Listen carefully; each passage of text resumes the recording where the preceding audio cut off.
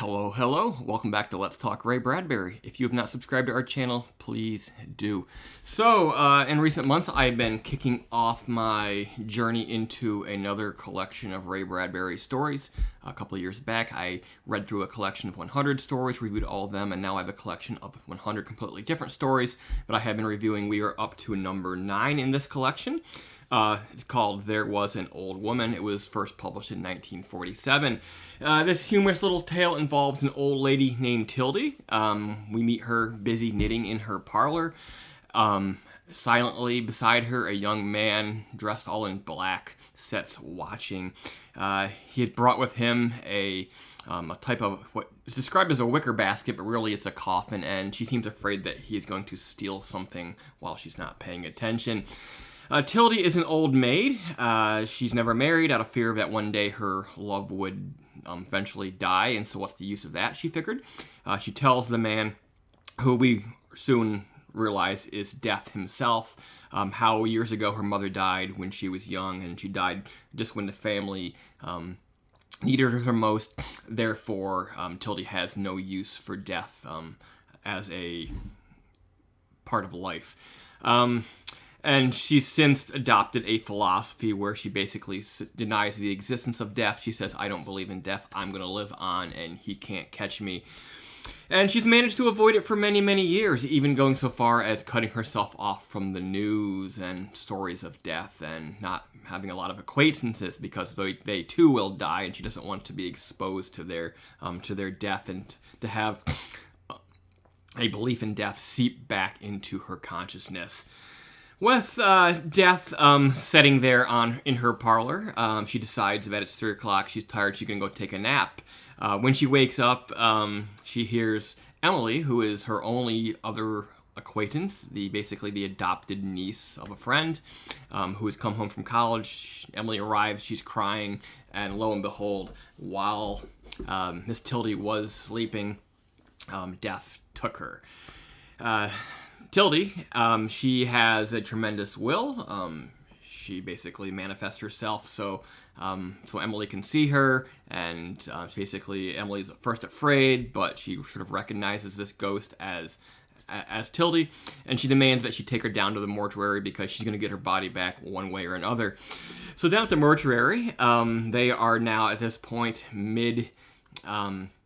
mid-autopsy, but she begins to make a fuss, Miss Tildy, that is, Aunt Tildy, and she makes so much of a commotion that the morticians decide that it's bad for business and it's too much of a bother that we're going to give her body back.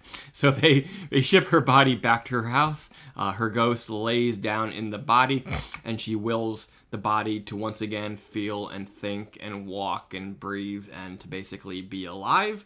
And to this day, if you go to her house, you pull back the curtains, you can find her there forevermore, knitting away, untouched by death. She'll offer you coffee or tea, and the wreath from her death, her burial wreath is still hanging on her door because that's the type of sense of humor that Aunt Tildy has.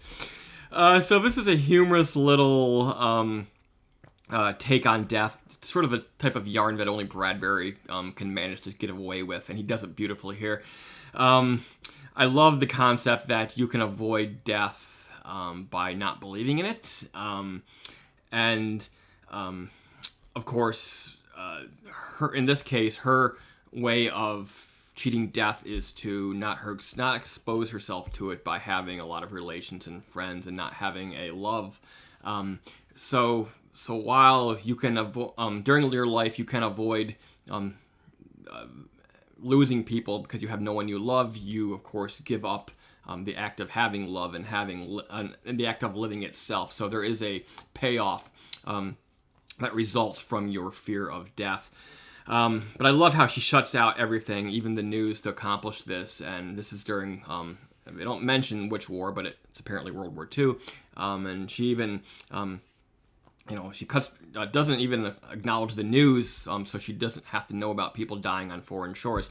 And this actually reminds me of something in reality, which is, some people by being, they say ignorance is bliss, and there's a lot of people out there who are uninformed, at least there used to be. Now more and more people become informed, both with facts and with conspiracies, but it was almost like there was a way to exist, not so long ago for many of us, where you could sort of live an insular life, but now it's everywhere. Death is everywhere. It's in the news, especially, and how do you deal with that? Should you ignore it? Should you block it out? Does that help? It's good for you possibly in the short term, but what about your responsibilities as a human? So there's a lot of complex little things shoved into this, basically a humorous little take on death.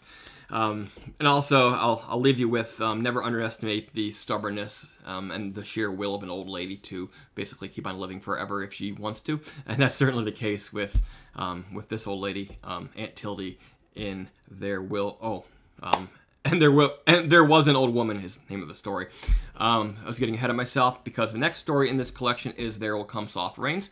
I previously reviewed this before I started my first wave of this playlist, so I'm going to skip over it this time, and our next tale will be Mars is Heaven, so be sure to tune in again soon for that.